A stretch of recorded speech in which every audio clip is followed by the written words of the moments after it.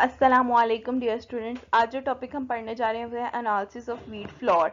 Food and drugs का ये topic है जिसमें हम एनालिसिस करेंगे वीट फ्लोर की।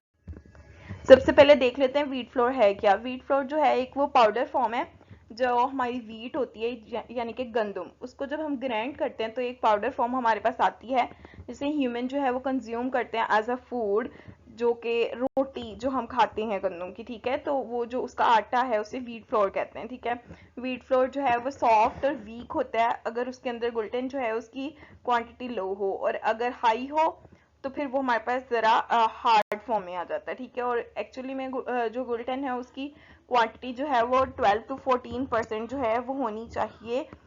तो वो मतलब कि प्योर फॉर्म में होगा। ठीक है, उसके बाद अब इसकी एनालिसिस देख लेते हैं।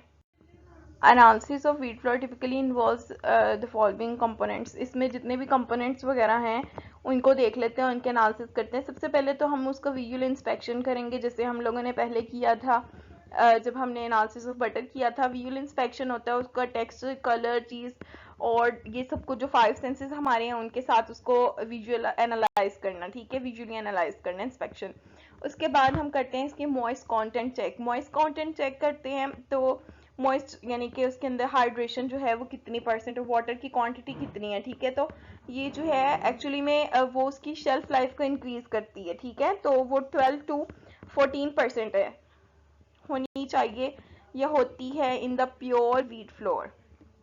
नेक्स्ट इसमें हम देखेंगे protein content. Protein content check करने के लिए हम जो मेथड यूज करते हैं वो है जेल्डल मेथड। और इस मेथड में हम करते हैं क्या, एक्चुअली में हम अपने व्हीट फ्लोर को इंट्रोड्यूस करवाते हैं स्ट्रॉन्ग एसिड के साथ। ठीक है, स्ट्रॉन्ग एसिड जो है वो डाइजेस्ट कर लेता है सारे कंपोनेंट्स को, और ना हमारे पास नाइट्रोजन के जो कंटेंट है वो बच जाते हैं। एक्चुअली में प्रोटीन क्या होती है, नाइट्रोजन से बनी होती है। ठीक है, ये नाइट्रोजन जो है इसकी बेस है, तो उससे हमें पता लग जाता है कि इसमें प्रोटीन के कंटेंट कितने हैं।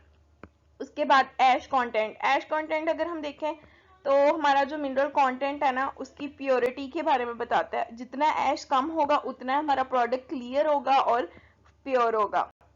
उसके बाद गोल्डन कंटेंट देखते हैं। गोल्डन कंटेंट जो है वो गोल्टोमेटिक से जो है मेथड से यूज की हम लोग उसको वेरीफाई कर सकते हैं या एनालाइज कर सकते हैं, या फिर इसी तरह की और भी टेक्निक्स है जो यूज की जाती हैं कि इलास्टिसिटी जो है वो ब्रेड मेकिंग इलास्टिसिटी जो है वो प्रोवाइड करती है।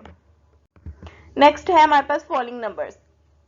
फॉलिंग नंबर्स जो है वो हमारे पास एंजाइम की एक्टिविटी को कहते हैं, एंजाइम कितने एक्टिव हैं। ठीक है, लो फॉलिंग नंबर जो है वो इंडिकेट करता है कि हमारी जो बेकिंग क्वालिटी है उसको डैमेज कर देता है। ठीक है, तो एंजाइम एक्टिव होंगे तो हमारी फॉलिंग नंबर जो है वो अच्छी है। उसके बाद है हमारे पास रियोलॉजिकल टेस्ट। रियोलॉजिकल टेस्ट जो है उसकी डो की बिहेवियर को बताता है, उसकी इलास्टिसिटी के बारे में बताता है। कुछ हम लोग ना आटा यूज करते हैं और डिफरेंट डिफरेंट टाइप्स के आ जाते हैं कभी कभी, कुछ जो बाहर से बाय करते हैं बाजार से। तो क्या होता है, कुछ आटे ऐसे होते हैं जिसमें इतनी सारी इलास्टिसिटी होती है। ठीक है, और कुछ ऐसे होते हैं जिनको थोड़ा सा रोटी को बड़ा करो तो वो ना टूटना शुरू हो जाती है। तो रियोलॉजिकल टेस्ट जो होते हैं वो उसकी इलास्टिसिटी को डिफाइन करते हैं। उसके बाद माइक्रोबायोलॉजिकल टेस्ट देखें।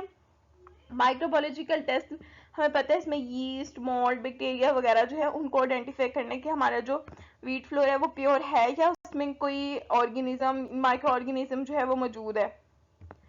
नेक्स्ट हमारे पास है toxin and contaminated test. Toxin and contaminating test में हम हैवी मेटल, पेस्टिसाइड वगैरह को देख लेंगे। ठीक है, वो तो नहीं इसमें मौजूद हमारे व्हीट फ्लोर में।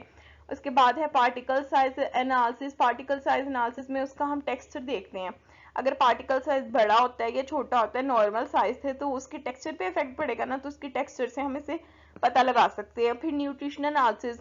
जब हम बाहर से बाय करते हैं ना कोई भी आटे की वो जो होती है थैलियां सी, तो ना उनके ऊपर लेबल किया होता है कि इसके अंदर फैट कंटेंट इतना है, फाइबर कंटेंट इतना है, विटामिन इतने हैं। तो वो चीज़ें ना हम न्यूट्रिशनल एनालिसिस में देखते हैं, उनको चेकआउट करते हैं कि ये जो लेबल की हुई चीज़ें हैं क्या वो इसमें मौजूद हैं और वे इतनी ही क्वांटिटी में है या नहीं है।